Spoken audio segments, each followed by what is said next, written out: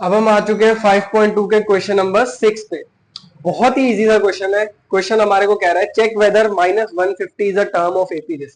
कह रहे हैं ये बताओ कि माइनस का 150 इसकी टर्म है या नहीं है, मतलब कि इस एपी में आता है या नहीं आता है, बस हमें ये बताना है। ये कैसे पता चलेगा आता है नहीं आता है?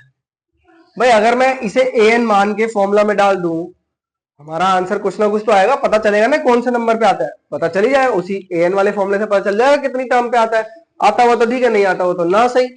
पर पता कैसे चलेगा ये बता देता हूं। हम फॉर्मूला क्या लगाएंगे, a n is equal to a plus में एन माइनस वन डी।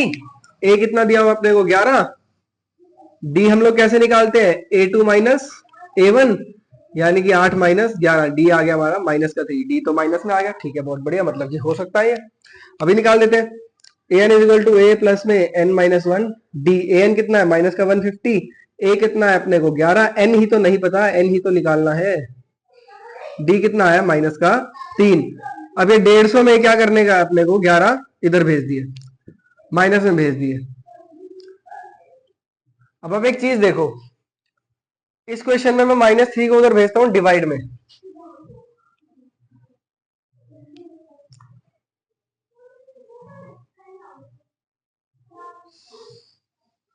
क्या आपको ये कटता हुआ दिख रहा है?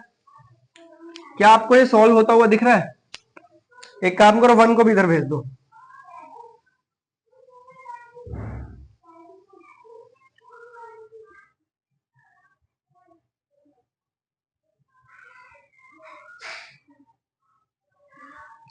क्या आपको ये सॉल्व होता हुआ दिख रहा है? मेरे को तो नहीं दिख रहा। इसका आंसर पॉइंट्स में आएगा।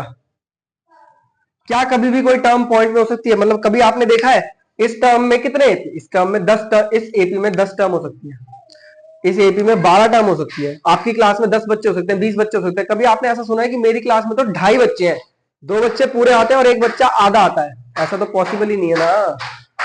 एन कभी भी हमारा फ्रैक्शन में नहीं हो सकता। डी फ्रैक्शन में हो सकता है, ए फ्रैक्शन में हो सकता है, ए एन ए टू सब फ्रैक्शन में हो सकते हैं, लेकिन एन, एन तो नंबर ऑफ टर्म्स है ना, कि इसमें कितनी टर्म्स है, गिनती है।